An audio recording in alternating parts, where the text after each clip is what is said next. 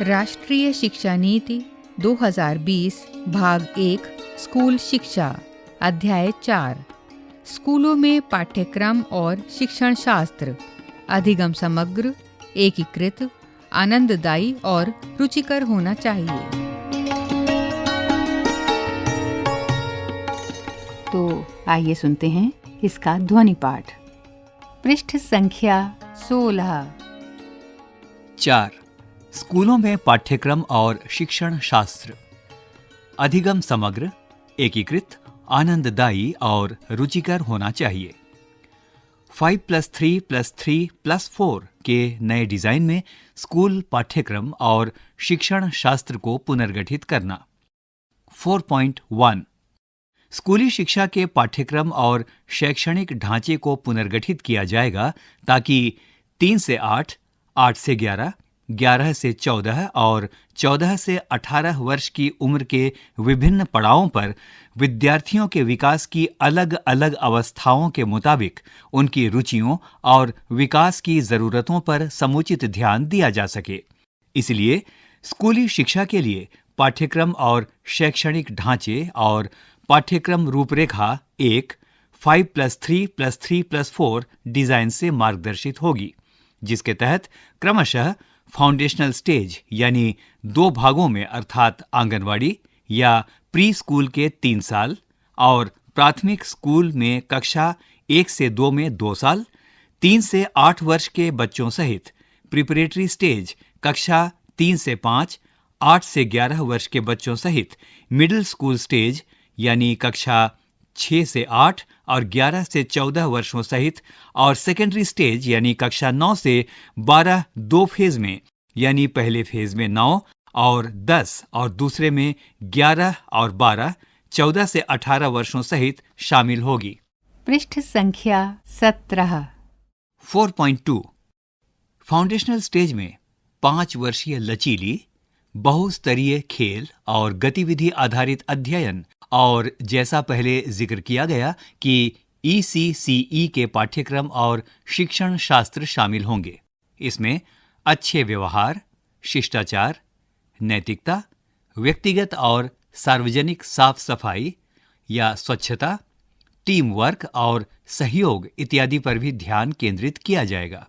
Preparatory stage 3 वर्ष की होगी, जो फाउंडेशनल स्टेज की खेल खोज और गतिविधि आधारित शिक्षण शास्त्रीय शैली से आगे बढ़ेगी और कुछ हल्के फुल्के पाठ्यक्रम आधारित शिक्षण को भी शामिल किया जाएगा और इस प्रकार ज्यादा औपचारिक लेकिन संवादात्मक कक्षा शैली के जरिए अध्ययन अध्यापन की ओर बढ़ेगी। इसमें पढ़ने लिखने, बोलने, शारीरिक शिक्षा, कला, भाषा, विज्ञान और गणित भी शामिल होंगे। मिडिल स्टेज में भी 3 वर्ष की शिक्षा होगी और इसमें विषय विशेषज्ञ शिक्षकों द्वारा विषय की अमूर्त अवधारणाओं पर काम शुरू होगा, जिसके लिए विद्यार्थियों की पर्याप्त तैयारी हो चुकी होगी। यह कार्य विज्ञान, गणित, कला, खेल, सामाजिक विज्ञान, मानविकी और व्यावसायिक विषयों में होंगे। हर विषय में अनुभव आधारित शिक्षण और विषय विशेषज्ञों के आ जाने के बावजूद विषयों के बीच परस्पर संबंध देखने को प्रोत्साहित किया जाएगा। हाई स्कूल या सेकेंडरी स्टेज में 4 साल के बहुविषयक अध्ययन शामिल होंगे, जो इस स्टेज के विषय उन्मुख शिक्षा क्रमीय और शिक्षण शास्त्रीय शैली पर आधारित होंगे, लेकिन अधिक गहराई, अधिक आलोचनात्मक सोच, जीवन आकांक्षाओं पर अधिक ध्यान और विद्यार्थियों द्वारा विषयों के चुनाव को लेकर अधिक लचीलेपन के साथ होंगे। विशेष रूप से यदि किसी की इच्छा हो तो ग्रेड 10 के बाद व्यावसायिक या विशेषज्ञता प्राप्त स्कूल में ग्रेड 11-12 में अन्य कोर्स के चुनाव के विकल्प लगातार विद्यार्थियों के लिए बने रहेंगे। 4.3 उपरोक्त चरण विशुद्ध रूप से पाठ्यक्रमणीय और शैक्षणिक हैं, जिन्हें कुछ इस तरह डिजाइन किया गया है कि बच्चों के संज्ञानात्मक विकास के अनुरूप विद्यार्थियों का सीखना हो सके। ये चरण राष्ट्रीय और राज्य शिक्षा क्रमों और सीखने सिखाने की रणनीतियों के विकास को मार्गदर्शन देने में मदद करेंगे, लेकिन इनका प्रभाव भौतिक अवसंरचना पर नहीं पड़ेगा। विद्यार्थियों का समग्र विकास 4.4 सभी स्तरों पर पाठ्यचर्या और शिक्षा विधि का समग्र केंद्र बिंदु शिक्षा प्रणाली को रटने की पुरानी प्रथा से अलग वास्तविक समझ और ज्ञान की ओर ले जाना है। शिक्षा का उद्देश्य केवल संज्ञानात्मक समझ न होकर चरित्र निर्माण और 21वीं शताब्दी के मुख्य कौशल से सुसज्जित करना है। वास्तव में ज्ञान एक छुपा हुआ खजाना है और शिक्षा व्यक्ति की प्रतिभा के साथ इसे प्राप्त करने में मदद करती है। पाठ्यचर्या और शिक्षा विधि को इन लक्ष्यों की प्राप्ति के लिए पुनः तैयार किया जाएगा। पूर्व विद्यालय से उच्चतर शिक्षा तक प्रत्येक स्तर में एकीकरण के लिए विभिन्न क्षेत्रों में विशिष्ट कौशल और मूल्यों की पहचान की जाएगी। शिक्षण और अधिगम प्रक्रिया में इन कौशल और मूल्यों को आत्मसात किया जा रहा है, यह सुनिश्चित करने के लिए पाठ्यचर्या ढांचा और संपर्क तंत्र विकसित किया जाएगा। एनसीईआरटी इन अपेक्षित कौशलों की पहचान करेगा और आरंभिक बाल्यावस्था एवं स्कूल शिक्षा के लिए राष्ट्रीय पाठ्यचर्या ढांचे में उनके व्यवहार के लिए तंत्र शामिल करेगा। पृष्ठ संख्या 18 अनिवार्य अधिगम और आलोचनात्मक चिंतन को बढ़ाने के लिए पाठ्यक्रम की विषय वस्तु को कम करना। 4.5 पाठ्यक्रम की विषय वस्तु को प्रत्येक विषय में कम करके इसे बेहद बुनियादी चीजों पर केंद्रित किया जाएगा ताकि समग्र आलोचनात्मक चिंतन, खोज आधारित चर्चा और विश्लेषण आधारित अधिगम पर जरूरी ध्यान दिया जा सके। यह विषय वस्तु अब मुख्य अवधारणाओं, विचारों, अनुप्रयोगों और समस्या समाधान पर केंद्रित होगी। शिक्षण और सीखना अधिक संवादात्मक तरीके से संचालित होगा। सवाल पूछने को प्रोत्साहित किया जाएगा और कक्षाओं में नियमित रूप से अधिक रुचिकर, रचनात्मक, सहयोगात्मक और खोजपूर्ण गतिविधियां होंगी ताकि गहन और प्रायोगिक सीख सुनिश्चित की जा सके।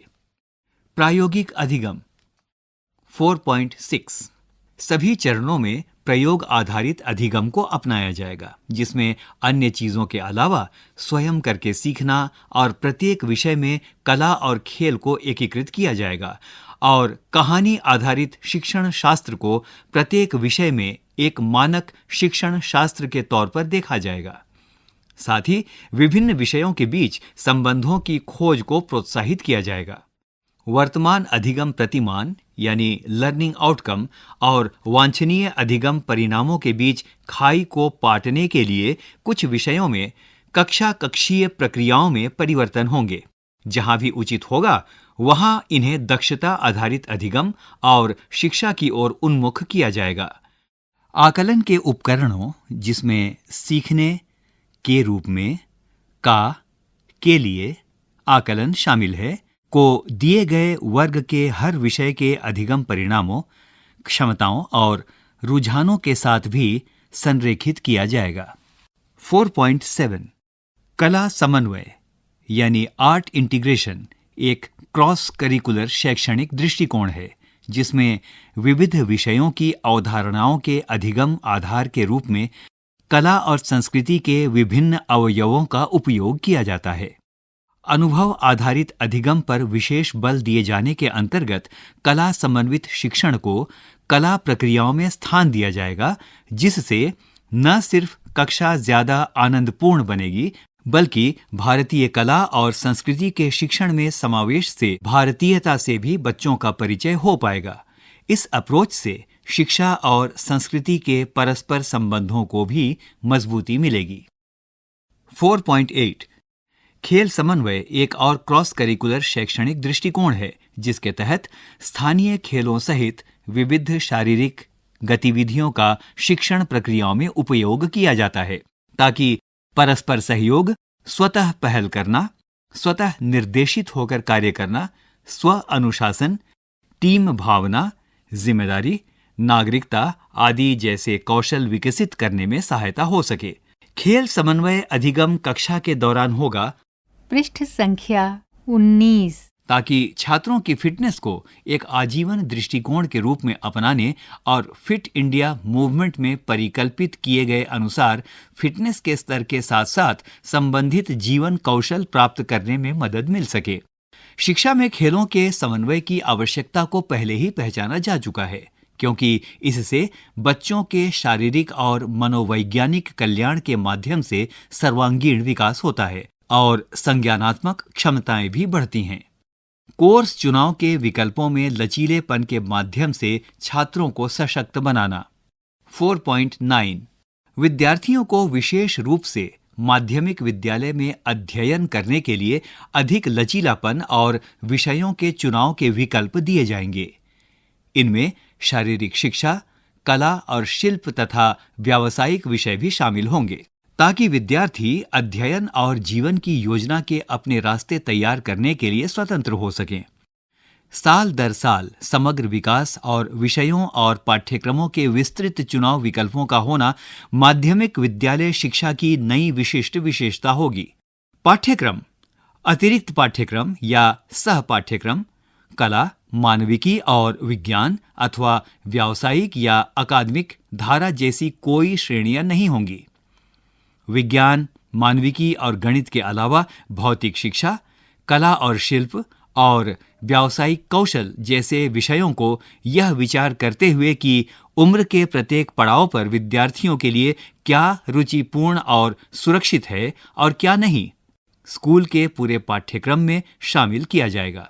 4.10 स्कूली शिक्षा के 4 चरणों में से प्रत्येक विभिन्न क्षेत्रों में जो संभव है उसके अनुसार एक सेमेस्टर या अन्य प्रणाली की ओर बढ़ने का विचार कर सकता है, जो छोटे मॉड्यूल को शामिल करने की अनुमति देता है, या ऐसे कोर्स जिनमें वैकल्पिक दिनों पर शिक्षण होता है, ताकि अधिक विषयों का एक्सपोजर मिले और अधिक लचीलेपन को सुनिश्चित किया जा सके। राज्यों को कला, विज्ञान, मानविकी, भाषा, खेल और व्यावसायिक विषयों सहित व्यापक श्रेणी के विषयों के अधिक से अधिक लचीलेपन और आनंद के इन उद्देश्यों को प्राप्त करने के लिए अभिनव तरीकों पर ध्यान देना चाहिए। बहुभाषावाद और भाषा की शक्ति। 4.11 यह सर्वविदित है कि छोटे बच्चे अपनी घर की भाषा या मातृभाषा में सार्थक अवधारणाओं को अधिक तेजी से सीखते हैं और समझ लेते हैं।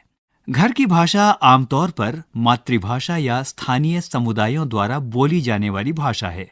हालांकि कई बार बहुभाषी परिवारों में परिवार के अन्य सदस्यों द्वारा बोली जाने वाली एक घरेलू भाषा हो सकती है, जो कभी-कभी मातृभाषा या स्थानीय भाषा से भिन्न हो सकती है। जहां तक संभव हो, कम से कम ग्रेड 5 तक, लेकिन बेहतर होगा कि यह ग्रेड 8 और उससे आगे तक भी हो, शिक्षा का माध्यम घर की भाषा या मातृभाषा या स्थानीय भाषा या क्षेत्रीय भाषा होगी। इसके बाद घर या स्थानीय भाषा को जहां भी संभव हो भाषा के रूप में पढ़ाया जाता रहेगा। सार्वजनिक और निजी दोनों तरह के स्कूल इसकी अनुपालना करेंगे। विज्ञान सहित सभी विषयों में उच्चतर गुणवत्ता वाली पाठ्यपुस्तकों को घरेलू भाषाओं या मातृभाषा में उपलब्ध कराया जाएगा। यह सुनिश्चित करने के लिए सभी प्रयास जल्दी किए जाएंगे कि बच्चे द्वारा बोली जाने वाली भाषा और शिक्षण के माध्यम के बीच यदि कोई अंतराल मौजूद हो तो उसे समाप्त किया जा सके। पृष्ठ संख्या 20। ऐसे मामलों में जहां घर की भाषा की पाठ्य सामग्री उपलब्ध नहीं है, शिक्षकों और छात्रों के बीच संवाद की भाषा भी जहां संभव हो वहां घर की भाषा बनी रहेगी। शिक्षकों को उन छात्रों के साथ जिनके घर की भाषा या मातृभाषा शिक्षा के माध्यम से भिन्न है, द्विभाषी शिक्षण अधिगम सामग्री सहित द्विभाषी अप्रोच का उपयोग करने के लिए प्रोत्साहित किया जाएगा। सभी भाषाओं को सभी छात्रों को उच्चतर गुणवत्ता के साथ पढ़ाया जाएगा। एक भाषा को अच्छी तरह से सिखाने और सीखने के लिए इसे शिक्षा का माध्यम होने की आवश्यकता नहीं है। 4.12 जैसा कि अनुसंधान स्पष्ट रूप से दिखाते हैं कि बच्चे 2 और 8 वर्ष की आयु के बीच बहुत जल्दी भाषा सीखते हैं और बहुभाषिकता से इस उम्र के विद्यार्थियों को बहुत अधिक संज्ञानात्मक लाभ होता है। फाउंडेशनल स्टेज की शुरुआत और इसके बाद से ही बच्चों को विभिन्न भाषाओं में, लेकिन मातृभाषा पर विशेष जोर देने के साथ एक्सपोजर दिए जाएंगे। सभी भाषाओं को एक मनोरंजक और संवादात्मक शैली में पढ़ाया जाएगा, जिसमें बहुत सारी संवादात्मक बातचीत होगी और शुरुआती वर्षों में पढ़ने और बाद में मातृभाषा में लिखने के साथ ग्रेड 3 और आगे की कक्षाओं में अन्य भाषाओं में पढ़ने और लिखने के लिए कौशल विकसित किए जाएंगे। केंद्र और राज्य दोनों सरकारों की ओर से देश भर की सभी प्रांतीय भाषाओं और विशेष रूप से संविधान की 8वीं अनुसूची में वर्णित सभी भाषाओं में बड़ी संख्या में भाषा शिक्षकों में निवेश का एक बड़ा प्रयास होगा। राज्य, विशेष रूप से भारत के विभिन्न क्षेत्रों के राज्य, अपने अपने राज्यों में त्रिभाषा फार्मूले को अपनाने के लिए और साथ ही देश भर में भारतीय भाषाओं के अध्ययन को प्रोत्साहित करने के लिए बड़ी संख्या में शिक्षकों को नियुक्त करने के लिए आपस में द्विपक्षीय समझौते कर सकते हैं। विभिन्न भाषाओं को सीखने के लिए और भाषा शिक्षण को लोकप्रिय बनाने के लिए तकनीक का वृहद उपयोग किया जाएगा। 4.13 संवैधानिक प्रावधानों, लोगों, क्षेत्रों और संघ की आकांक्षाओं और बहुभाषावाद और राष्ट्रीय एकता को बढ़ावा देने की जरूरत का ध्यान रखते हुए त्रिभाषा फार्मूले को लागू किया जाना जारी रहेगा। हालांकि 3 भाषा के इस फार्मूले में काफी लचीलापन रखा जाएगा और किसी भी राज्य पर कोई भाषा थोपी नहीं जाएगी। बच्चों द्वारा सीखी जाने वाली 3 भाषाओं के विकल्प राज्यों, क्षेत्रों, निश्चित रूप से छात्रों के स्वयं के होंगे, जिनमें से कम 3 में 2 भाषाएं भारतीय भाषाएं हों। विशेष रूप से जो छात्र 3 में से 1 या अधिक भाषाओं को बदलना चाहते हैं, वे ऐसा ग्रेड 6 या 7 में कर सकते हैं, लेकिन ऐसा करने के लिए उन्हें तीनों भाषा में, जिसमें एक भारतीय भाषा को उसके साहित्य के स्तर पर अध्ययन करना शामिल है, माध्यमिक कक्षाओं के अंत तक बुनियादी दक्षता हासिल करके दिखाना होगा।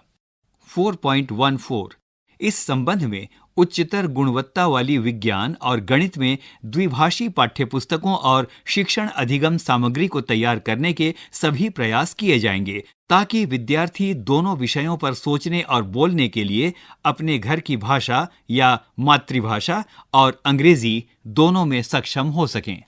पृष्ठ संख्या 21।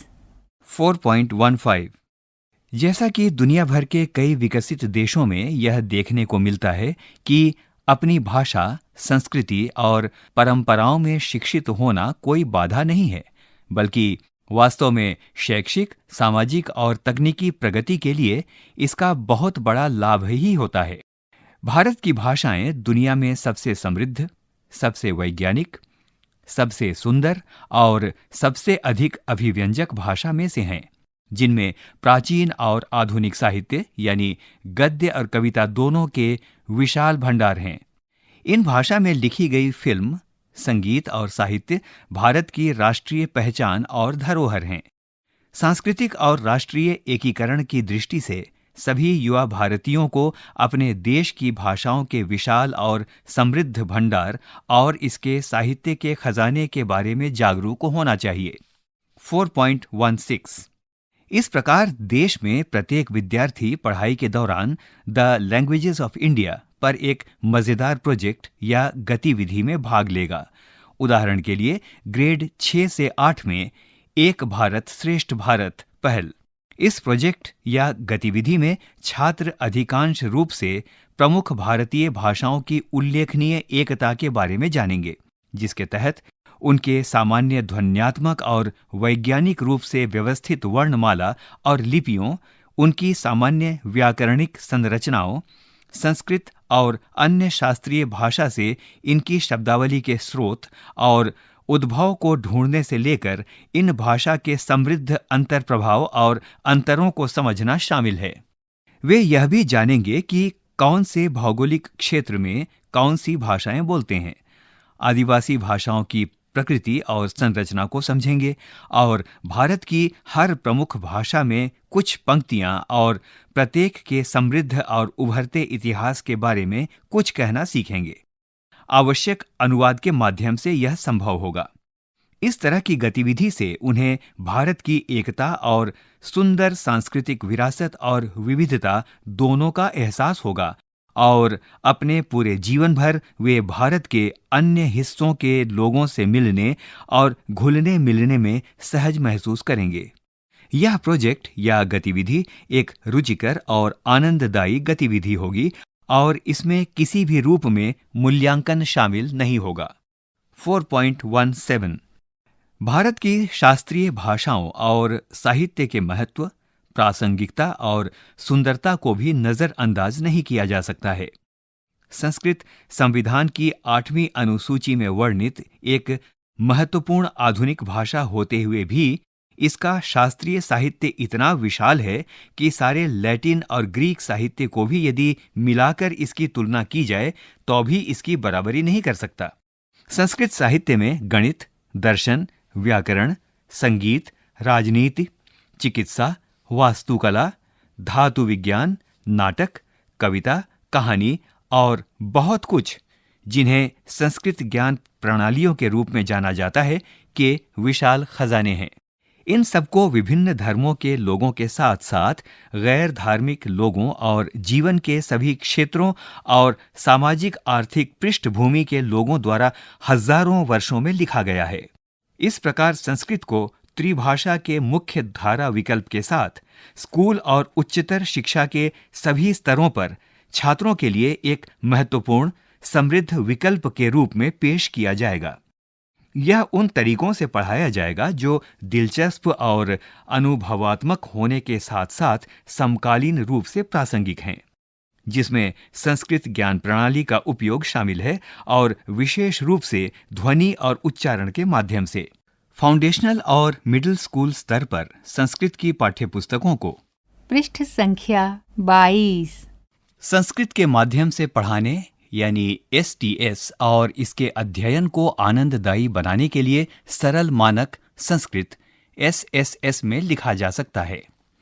4.18 भारत में शास्त्रीय तमिल, तेलुगु, कन्नड़, मलयालम और ओडिया सहित अन्य शास्त्रीय भाषाओं में एक अत्यंत समृद्ध साहित्य है। इन शास्त्रीय भाषाओं के अतिरिक्त पाली, फारसी, प्राकृत और उनके साहित्य को भी उनकी समृद्धि के लिए और भावी पीढ़ी के सुख और समृद्धि के लिए संरक्षित किया जाना चाहिए। जैसे ही भारत पूरी तरह से विकसित देश बनेगा, अगली पीढ़ी भारत के व्यापक और सुंदर शास्त्रीय साहित्य के अध्ययन में भाग लेना और इंसान के रूप में समृद्ध बनना चाहेगी। संस्कृत के अलावा भारत की अन्य शास्त्रीय भाषाएं और साहित्य, जिनमें तमिल, तेलुगु, कन्नड़, मलयालम, ओडिया, पाली, फारसी और प्राकृत शामिल हैं, स्कूलों में भी व्यापक रूप से छात्रों के लिए विकल्प के रूप में संभवतः ऑनलाइन मॉड्यूल के रूप में अनुभवात्मक और अभिनव अप्रोच के माध्यम से उपलब्ध होंगे, ताकि ये सुनिश्चित किया जा सके कि ये भाषा और साहित्य जीवित और जीवंत रहें। सभी भारतीय भाषाओं जो समृद्ध मौखिक और लिखित साहित्य, सांस्कृतिक परंपराओं और ज्ञान को अपने में संजोए हुए हैं, के लिए भी इसी प्रकार के प्रयास किए जाएंगे। 4.19 देश के बच्चों के संवर्धन के लिए और इन समृद्ध भाषाओं और उनके कलात्मक खजाने के संरक्षण के लिए सार्वजनिक या निजी सभी स्कूलों में सभी विद्यार्थियों के पास भारत की शास्त्रीय भाषाओं और उससे जुड़े साहित्य को कम से कम 2 साल सीखने का विकल्प होगा। अनुभवात्मक और नवीन विधियों, जिसमें प्रौद्योगिकी के एकीकरण भी शामिल होंगे, के माध्यम से ग्रेड 6 से 12 तक के विद्यार्थी इन्हें सीख पाएंगे। मिडिल से सेकेंडरी स्तर तक और यहाँ तक कि इसके आगे भी इनका अध्ययन करते रहने का विकल्प उनके पास होगा। 4.20 भारतीय भाषाओं और अंग्रेजी में उच्चतर गुणवत्ता वाले कोर्स के अलावा विदेशी भाषाएं जैसे कोरियाई, जापानी, थाई, फ्रेंच, जर्मन, स्पेनिश, पुर्तगाली और रूसी भी माध्यमिक स्तर पर व्यापक रूप से अध्ययन हेतु उपलब्ध करवाई जाएंगी, ताकि विद्यार्थी विश्व संस्कृतियों के बारे में जाने और अपनी रुचियों और आकांक्षाओं के अनुसार अपने वैश्विक ज्ञान को और दुनिया भर में घूमने फिरने को सहजता से बढ़ा सकें। 4.21 सभी भाषाओं के शिक्षण को नवीन और अनुभवात्मक विधियों के माध्यम से समृद्ध किया जाएगा, जिसमें सरलीकरण और ऐप्स के माध्यम से भाषाओं के सांस्कृतिक पहलुओं जैसे कि फिल्म, थिएटर, कथावाचन, काव्य और संगीत को जोड़ते हुए और विभिन्न प्रासंगिक विषयों के साथ और वास्तविक जीवन के अनुभवों के साथ संबंधों को दिखाते हुए इन्हें सिखाया जाएगा। इस प्रकार भाषाओं का शिक्षण भी अनुभवात्मक अधिगम शिक्षण शास्त्र पर आधारित होगा। पृष्ठ संख्या 23। 4.22 भारतीय साइन लैंग्वेज यानी ISL को देश भर में मानकीकृत किया जाएगा और राष्ट्रीय और राज्य पाठ्यक्रम सामग्री विकसित की जाएगी जो बधिर विद्यार्थियों द्वारा उपयोग की जाएगी। जहां संभव और प्रासंगिक हो, वहां स्थानीय सांकेतिक भाषाओं का सम्मान किया जाएगा और उन्हें सिखाया जाएगा।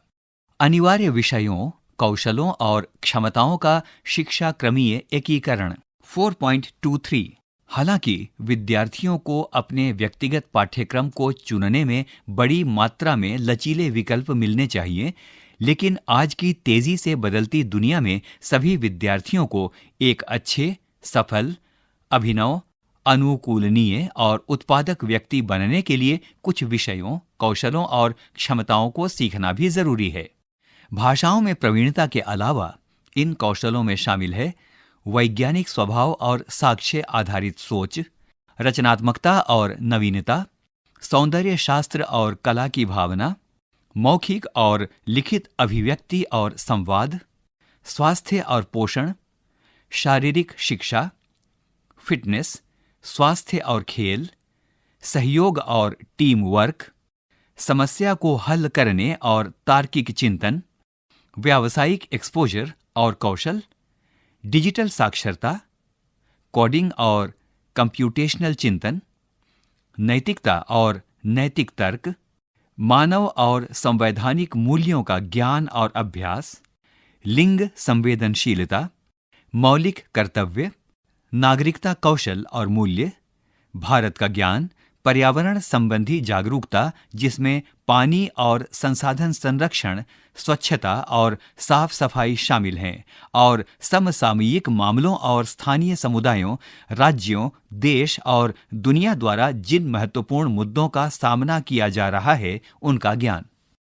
4.24 प्रासंगिक चरणों में समसामयिक विषयों जैसे artificial intelligence, design thinking, holistic health, organic living, पर्यावरण शिक्षा, वैश्विक नागरिकता शिक्षा यानी GCED आदि जैसे समसामयिक विषयों की शुरुआत सहित सभी स्तरों पर छात्रों में इन विभिन्न महत्वपूर्ण कौशलों को विकसित करने हेतु समुचित शिक्षा क्रमीय और शिक्षण शास्त्रीय कदम उठाए जाएंगे।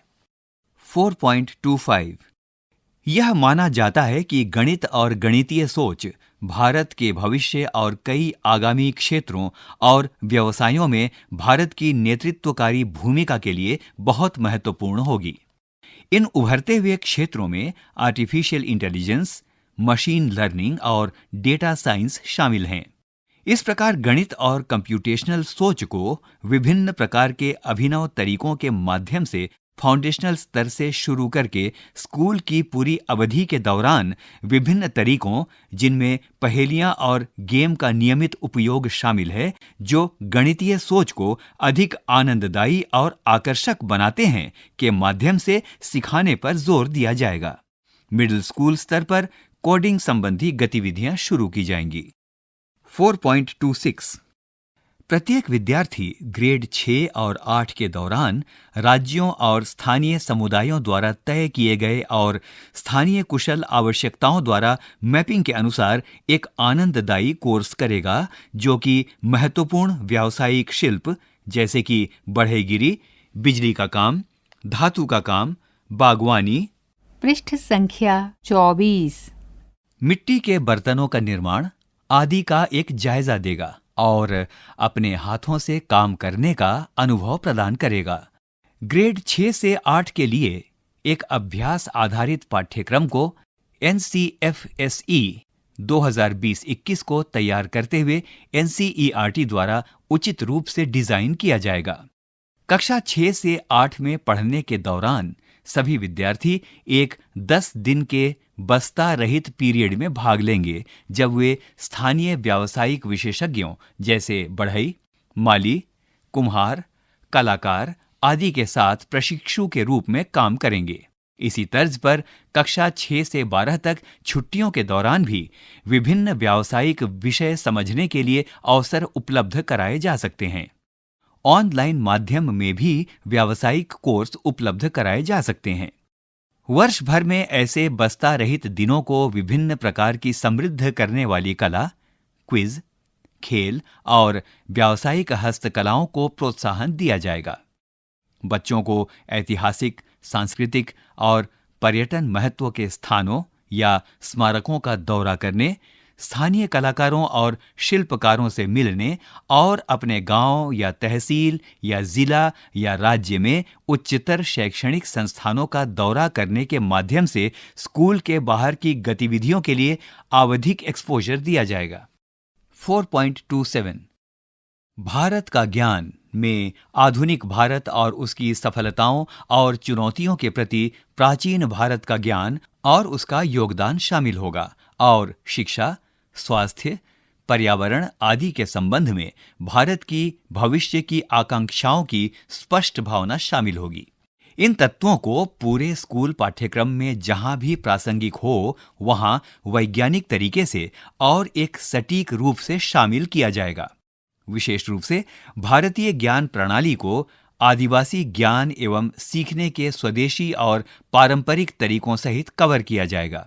गणित, खगोल विज्ञान, दर्शन, योग, वास्तुकला, चिकित्सा, कृषि, इंजीनियरिंग, भाषा विज्ञान, साहित्य, खेल के साथ साथ शासन, राज्य व्यवस्था, संरक्षण आदि विषयों में शामिल किया जाएगा। जनजातीय एथनो औषधीय प्रथाओं, वन प्रबंधन, पारंपरिक जैविक फसल की खेती, प्राकृतिक खेती आदि में विशिष्ट पाठ्यक्रम भी उपलब्ध कराए जाएंगे। भारतीय ज्ञान प्रणालियों पर एक आकर्षक पाठ्यक्रम भी एक वैकल्पिक के रूप में माध्यमिक विद्यालय में छात्रों के लिए उपलब्ध होगा। मस्ती और स्वदेशी खेलों के माध्यम से विभिन्न टॉपिक्स और विषयों को सीखने के लिए स्कूलों में प्रतियोगिताएं आयोजित की जा सकती हैं। पूरे स्कूल पाठ्यक्रम के दौरान विज्ञान और अन्य क्षेत्रों में प्राचीन और आधुनिक भारत के प्रेरणादायक व्यक्तित्वों पर वीडियो वृत्तचित्र दिखाए जाएंगे और ऑडियो कार्यक्रम सुनवाए जाएंगे। छात्रों को सांस्कृतिक आदान प्रदान कार्यक्रमों के हिस्से के रूप में विभिन्न राज्यों का दौरा करने के लिए प्रोत्साहित किया जाएगा। 4.28 विद्यार्थियों को कम उम्र में सही को करने के महत्व को सिखाया जाएगा और नैतिक निर्णय लेने के लिए एक तार्किक ढांचा दिया जाएगा। बाद के वर्षों में इन मुद्दों को विभिन्न थीम जैसे धोखाधड़ी, हिंसा, साहित्यिक चोरी, गंदगी फैलाना, सहिष्णुता, समानता, समानुभूति इत्यादि की मदद से विस्तार दिया जाएगा, जिसमें बच्चों को अपने जीवन का संचालन करने में नैतिक और नैतिक मूल्यों को अपनाने के लिए सक्षम बनाने, कई दृष्टिकोणों से एक नैतिक मुद्दे के बारे में तर्क गढ़ने और निर्णय लेने और सभी कार्यों में नैतिक आचरण को अपनाने में सक्षम बनाने पर जोर दिया जाएगा। इस प्रकार विकसित हुए नैतिक बोध के चलते पारंपरिक भारतीय मूल्यों और सभी बुनियादी मानवीय और संवैधानिक मूल्यों जैसे सेवा, अहिंसा, स्वच्छता, सत्य, निष्काम कर्म, शांति, त्याग, सहिष्णुता, विविधता, बहुलवाद, नैतिक आचरण, लैंगिक संवेदनशीलता, पृष्ठ संख्या 25 बुजुर्गों के लिए सम्मान, सभी लोगों और उनकी अंतर्निहित क्षमताओं का सम्मान, पर्यावरण के प्रति सम्मान, मदद करना, शिष्टाचार, धैर्य, क्षमा, समानुभूति, करुणा, देशभक्ति, लोकतांत्रिक दृष्टिकोण, अखंडता, जिम्मेदारी, न्याय, स्वतंत्रता, समानता और बंधुत्व को विद्यार्थियों में विकसित किया जा सकेगा। बच्चों को पंचतंत्र की मूल कहानियों, जातक, हितोपदेश और अन्य मजेदार दंत कथाओं और भारतीय परंपरा से प्रेरक कहानियों को पढ़ने और सीखने का अवसर मिलेगा और वैश्विक साहित्य पर उनके प्रभावों के बारे में भी वे जानेंगे। भारतीय संविधान के अंश भी सभी छात्रों के लिए पढ़ना आवश्यक माना जाएगा।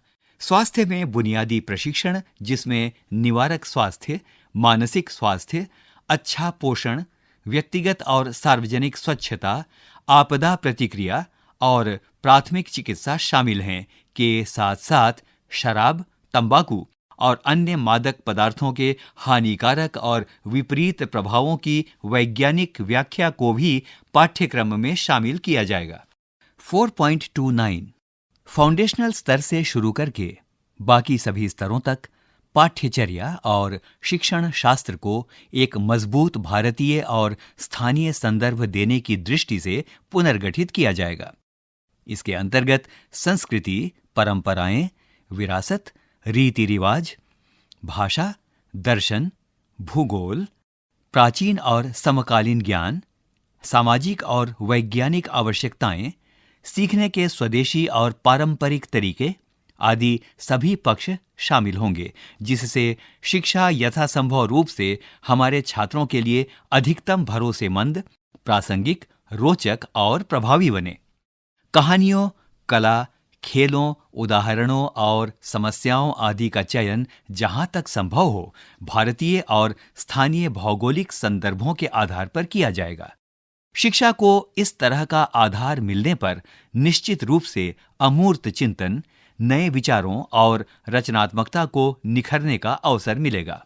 स्कूल शिक्षा के लिए राष्ट्रीय पाठ्यचर्या रूपरेखा NCFSE 4.30 स्कूल शिक्षा के लिए एक नया और व्यापक राष्ट्रीय पाठ्यचर्या रूपरेखा NCFSE 2020-21 NCERT द्वारा राष्ट्रीय शिक्षा नीति 2020 के सिद्धांतों, अग्रणी पाठ्यचर्या आवश्यकताओं के आधार पर तथा राज्य सरकारों, मंत्रालयों, केंद्र सरकार के संबंधित विभागों और अन्य विशेषज्ञ निकायों सहित सभी हितधारकों के साथ परामर्श करके तैयार किया जाएगा और इसे सभी क्षेत्रीय भाषाओं में उपलब्ध कराया जाएगा।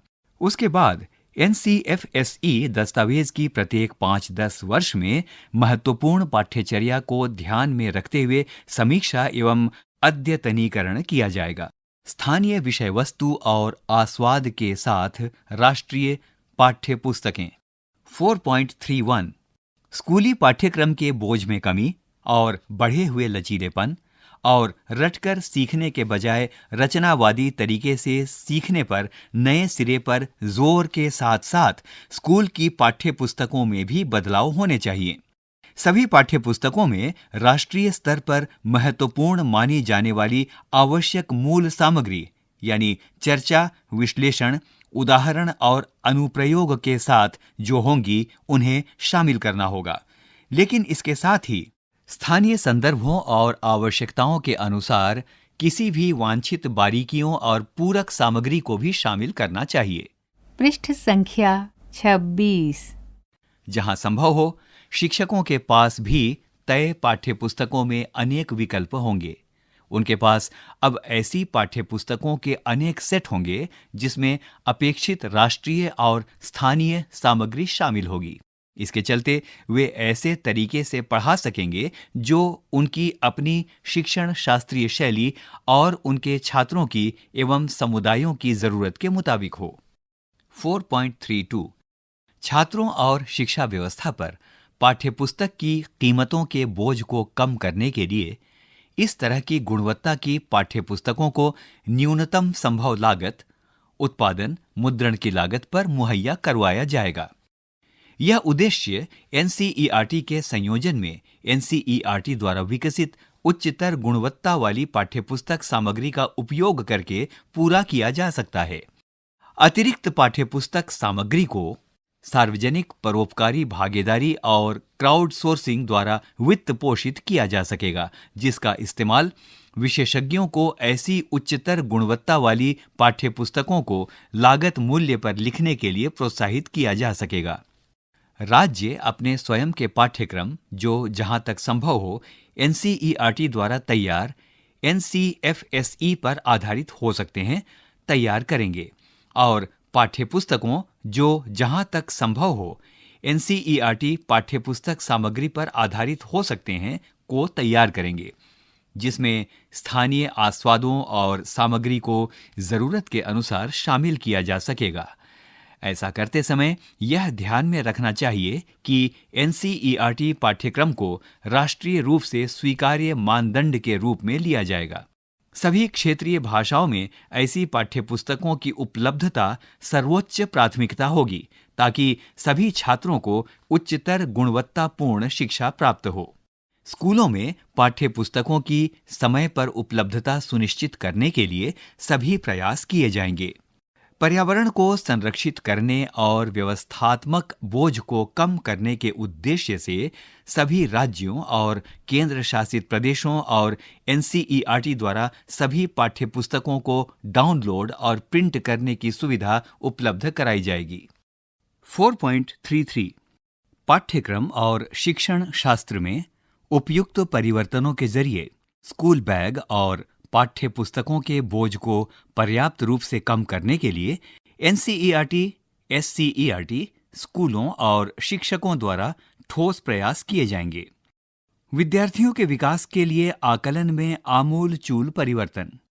4.34 हमारी स्कूली शिक्षा प्रणाली की संस्कृति में आकलन के उद्देश्य को योगात्मक, जो मुख्य रूप से रटकर याद करने के कौशल को ही जांचता है, से हटाकर नियमित रचनात्मक आकलन की ओर ले जाना होगा, जो अधिक दक्षता आधारित है। हमारे विद्यार्थियों में सीखने और उनके विकास को बढ़ावा देता है और उनकी उच्चतर स्तरीय दक्षताओं जैसे कि विश्लेषण, तार्किक चिंतन और अवधारणात्मक स्पष्टता को जांचता है। आकलन का प्राथमिक उद्देश्य वास्तव में सीखने के लिए होगा। यह शिक्षक और विद्यार्थी और पूरी स्कूली शिक्षा प्रणाली में मदद करेगा। सभी विद्यार्थियों के लिए सीखने और विकास का अनुकूलन करने के लिए शिक्षण और सीखने की प्रक्रियाओं को लगातार संशोधित करने में मदद करेगा। यह शिक्षा के सभी स्तरों पर मूल्यांकन के लिए अंतर्निहित सिद्धांत होगा। पृष्ठ संख्या 27।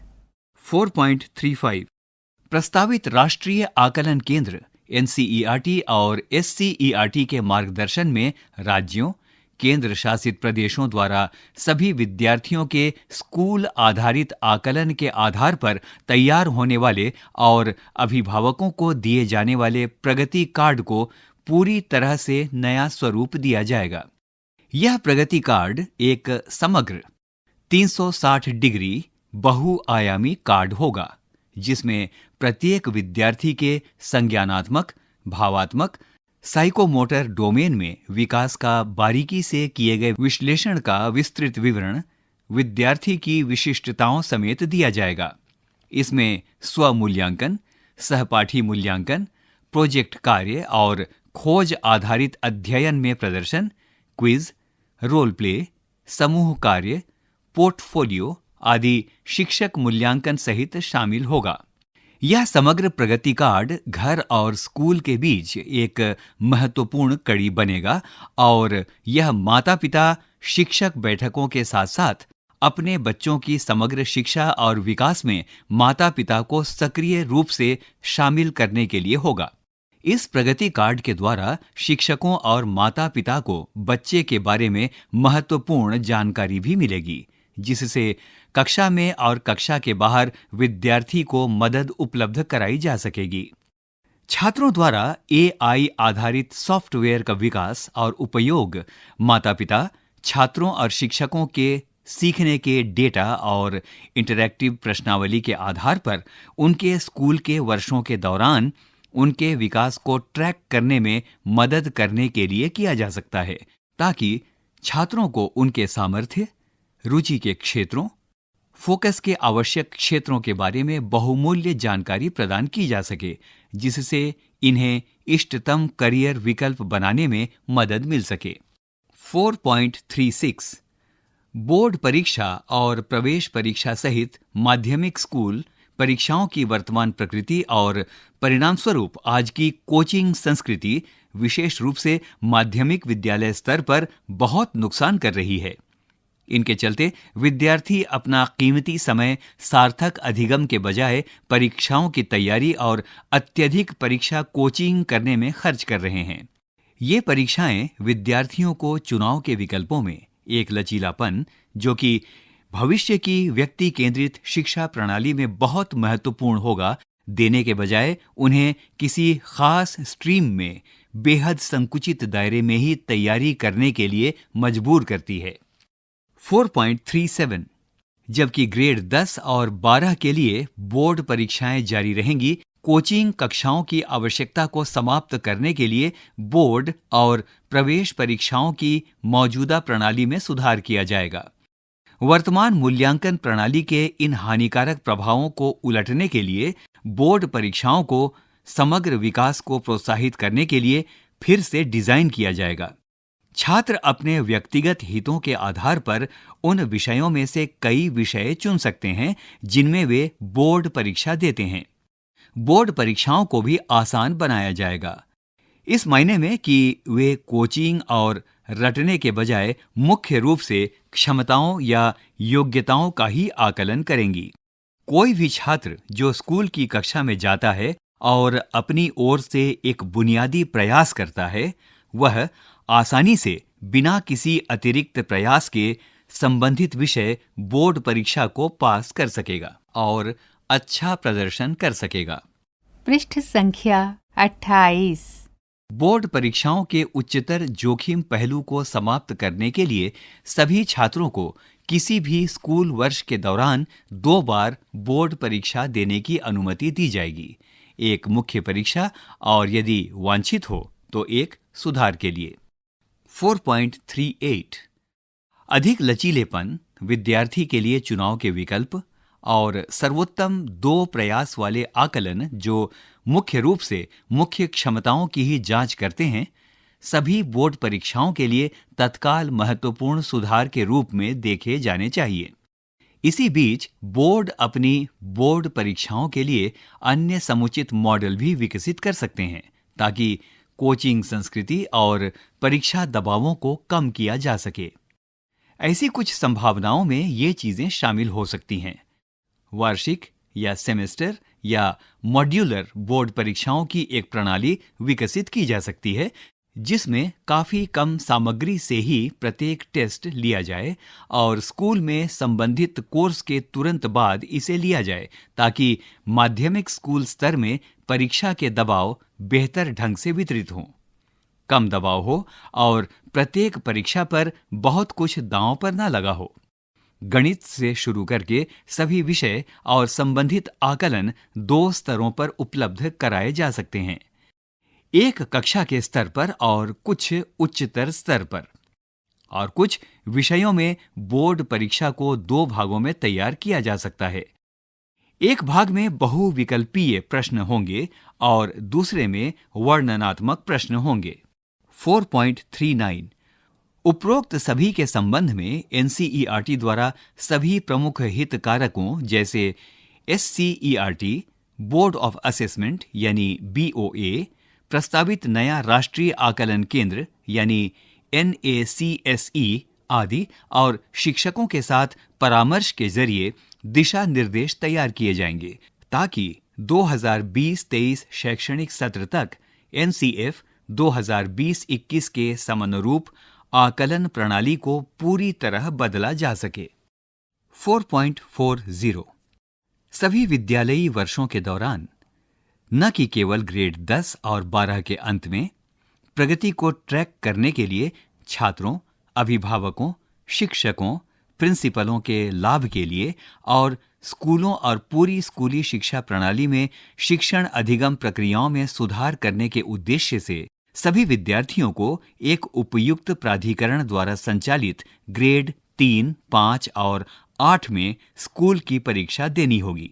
ये परीक्षाएं रटकर याद करने की बजाय प्रासंगिक उच्चतर क्रम के कौशलों और वास्तविक जीवन स्थितियों में ज्ञान के अनुप्रयोग के साथ साथ राष्ट्रीय और स्थानीय पाठ्यक्रम से मूल अवधारणाओं और ज्ञान के मूल्यांकन के माध्यम से बुनियादी शिक्षण परिणामों की उपलब्धि का परीक्षण करेगी। विशेष रूप से ग्रेड 3 की परीक्षा बुनियादी साक्षरता, संख्या ज्ञान और अन्य मूलभूत कौशलों का परीक्षण करेगी। स्कूल परीक्षाओं के परिणामों का उपयोग केवल स्कूल शिक्षा प्रणाली के विकासात्मक उद्देश्यों के लिए किया जाएगा, जिसमें स्कूलों द्वारा उनके समग्र छात्र परिणामों को बिना विद्यार्थियों का नाम लिए सार्वजनिक किया जाना, साथ ही स्कूली प्रणाली की सतत निगरानी और सुधार के लिए किया जाना शामिल है। 4.41 MHRD के तहत एक मानक निर्धारक निकाय के रूप में एक राष्ट्रीय मूल्यांकन केंद्र, परख, समग्र विकास के लिए ज्ञान का प्रदर्शन मूल्यांकन, समीक्षा और विश्लेषण स्थापित किए जाने का प्रस्ताव है। पृष्ठ संख्या 29 जो भारत के सभी मान्यता प्राप्त स्कूल बोर्डों के लिए विद्यार्थी आकलन एवं मूल्यांकन के लिए मानदंड, मानक और दिशा निर्देश बनाने जैसे कुछ मूल उद्देश्यों को पूरा करेगा। साथ ही साथ यह स्टेट अचीवमेंट सर्वे यानी SAS का मार्गदर्शन और नेशनल अचीवमेंट सर्वे यानी NAS का संचालन भी करेगा। इसके अलावा देश में सीखने के परिणामों की निगरानी करना, इस नीति के घोषित उद्देश्यों के अनुरूप 21वीं सदी की कौशल आवश्यकताओं को पूरा करने की दिशा में अपने मूल्यांकन पैटर्न को बदलने के लिए स्कूल बोर्डों की मदद करना भी इसका उद्देश्य होगा।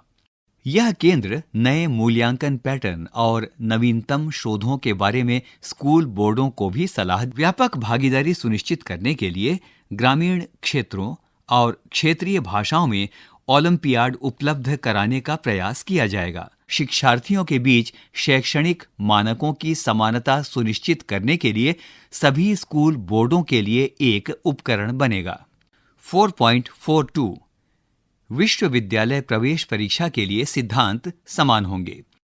राष्ट्रीय परीक्षण एजेंसी यानी NTA उच्चतर गुणवत्ता वाली सामान्य योग्यता परीक्षा, साथ ही विज्ञान, मानविकी, भाषा, कला और व्यावसायिक विषयों में हर साल कम से कम 2 बार विशिष्ट सामान्य विषय की परीक्षा लेने का काम करेगी। इन परीक्षाओं में अवधारणात्मक समझ और ज्ञान को लागू करने की क्षमता की जांच की जाएगी और इन परीक्षाओं के लिए कोचिंग लेने की आवश्यकता को समाप्त करने पर जोर रहेगा। विद्यार्थी उन विषयों का चुनाव कर पाएंगे जिनमें वे परीक्षा देने में रुचि रखते हैं और प्रत्येक विश्वविद्यालय प्रत्येक विद्यार्थी के व्यक्तिगत विषय पोर्टफोलियो को देख पाएगा और विद्यार्थियों की रुचि और प्रतिभाओं के मुताबिक उन्हें अपने कार्यक्रमों में प्रवेश दे पाएगा।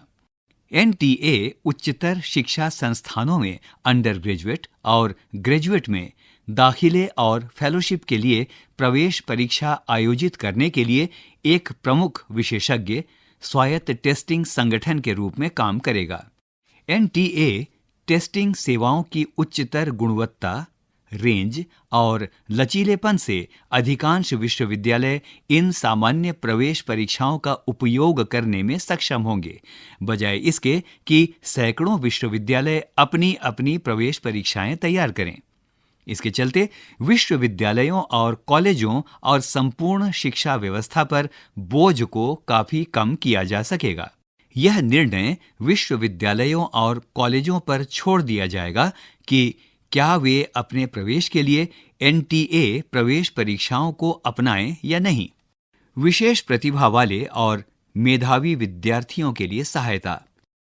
4.43 प्रत्येक विद्यार्थी में जन्मजात प्रतिभाएं होती हैं जिन्हें खोजा जाना चाहिए, उनका पोषण करना चाहिए, उन्हें बढ़ावा देना चाहिए और उनका विकास करना चाहिए। ये प्रतिभाएं अलग अलग रुचियों, प्रस्तावों और क्षमताओं के रूप में खुद को व्यक्त कर सकती हैं। जो छात्र किसी दिए गए दायरे में विशेष रुचि और क्षमताओं को दिखाते हैं, उन्हें इस दायरे को सामान्य स्कूली पाठ्यक्रम से परे भी अध्ययन करने के लिए प्रोत्साहित किया जाना चाहिए। शिक्षक शिक्षा में विद्यार्थियों की प्रतिभाओं और रुचियों की पहचान और इन्हें बढ़ावा देने के तरीके शामिल होंगे। एनसीईआरटी और एनसीटीई प्रतिभाशाली बच्चों की शिक्षा के लिए दिशा निर्देश विकसित करेंगे।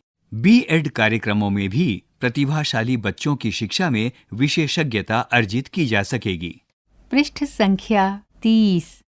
4.44 शिक्षकों का उद्देश्य छात्रों को पूरक संवर्धन सामग्री और मार्गदर्शन में प्रोत्साहन देकर कक्षा में उनके एकल हितों और या प्रतिभाओं को प्रोत्साहित करना होगा।